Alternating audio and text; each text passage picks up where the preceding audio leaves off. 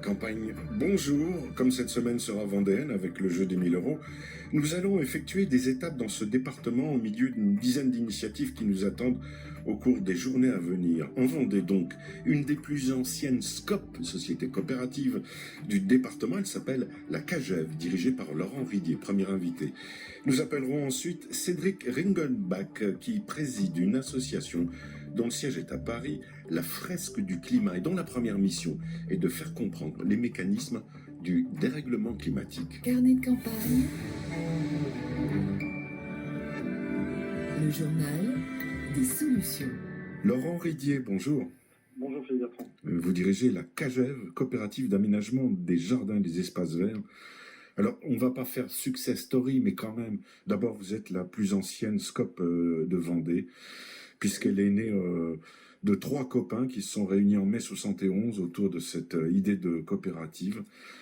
Aujourd'hui, c'est 80 salariés associés sur les 110 salariés répartis sur 5 sites dans le département.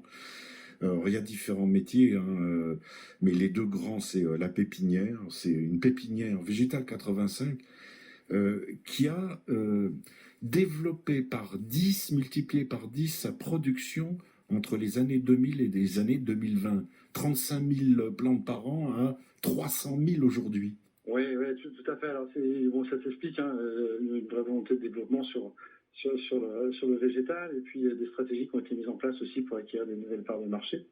Après, c'est vrai que c'est un secteur qu'on avait mis un petit peu en stand-by, sur lequel on ne s'était pas vraiment penché au démarrage, et puis on a réussi en fait avec les montées en compétences et puis les arrivées des personnes extérieures dans l'entreprise à vraiment développer ce secteur-là pour qu'aujourd'hui ce soit vraiment un métier à part entière dans l'entreprise. Parce que le premier service, on va dire première mission de la coopérative à l'origine de sa création, c'était l'entretien de jardin. C'est ça, l'entretien et la création de jardin. C'était son leitmotiv au départ.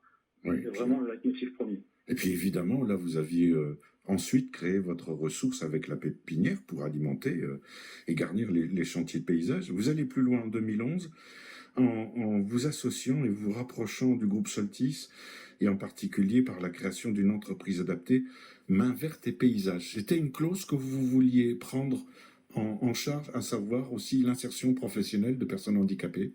Ouais, tout à fait. C'est quelque chose en fait qui est venu au fil du temps parce que la loi a évolué en fait sur les obligations des entreprises sur le cadre des travailleurs handicapés. Et du coup, on a vu un peu nos parts de marché s'affaiblir sur ce créneau-là, et on s'est dit il y a quelque chose à faire. Mais nous, on n'est pas des spécialistes des ressources humaines, on est des spécialistes du paysage. Et du coup, les rencontres des dirigeants de Daniel Gedrenou, pour ne pas le citer, et puis de Fabrice Préau, ont fait que ça a plutôt matché, et on s'est dit il y a un truc à faire entre deux structures, et du coup en joignant nos efforts, on a réussi à construire une belle entreprise où aujourd'hui, 10 ans après, on est 15 salariés, il y a 3 encadrants, et 15 salariés travailleurs handicapés en CDI, donc on accompagne tous les jours. Alors je disais tout à l'heure, la CAGEV, c'est 80 salariés associés sur les 110 salariés de la coopérative. Un salarié associé participe à la gestion, aux décisions, au partage des résultats. Les 30 autres ont fait le choix de ne pas être associés. Pour quelles raisons? Les 30 autres, en fait, ce sont majoritairement des apprentis qui sont dans le cursus de l'apprentissage chez nous, qui sortent de nos formations qu'on embauche. Et puis, la petite dizaine de personnes, ce sont des personnes qui viennent d'arriver en CDI et qui n'ont pas encore pris leur décision de devenir associés, ou des personnes qui viennent en emploi saisonnier ou en CDD. Et donc, on veut que ça soit bien abordé, que les gens aient bien conscience de tout ça. Pour pouvoir derrière se motiver dans ce projet. Il y a des contraintes, mais qui sont compensées aussi par des avantages. D'abord, pouvoir décider, partager les résultats, c'est pas négligeable, loin de là. Le modèle SCOP, et on le dit à chaque fois, un très bon modèle, sauf qu'on a des doutes pourquoi il se développe pas davantage. Et finalement, est-ce qu'il est aussi vertueux qu'il semble l'être? Est-ce qu'il respecte une fourchette des salaires avec en limitant la différence et l'écart surtout entre le poste, j'interroge le directeur, le poste d'un directeur et celui d'un simple salarié? Ouais, alors si je me trompe pas, de toute façon, enfin, donc on est rattaché à l'ESS, hein, donc l'économie sociale et solidaire, et du coup, en fait, on a ce qu'on appelle un audit, un coopératif régulier, en fait, de nos structures, et on a en fait un écart salarial qui peut pas être trop important. C'est-à-dire, de mémoire, la fourchette ne doit pas faire plus de 5 entre le salaire le plus bas et le salaire le plus haut. Voilà. Ensuite, par rapport à la gestion, mais c'est vrai qu'on invite les gens à s'investir dans l'entreprise, on les sollicite régulièrement. Alors chez nous, je ne sais pas comment ça se passe dans toutes les autres scopes, mais on essaye d'inviter les gens aux grandes décisions stratégiques. Alors c'est vrai que d'une façon globale, on pilote l'entreprise comme une entreprise, on va dire, classique.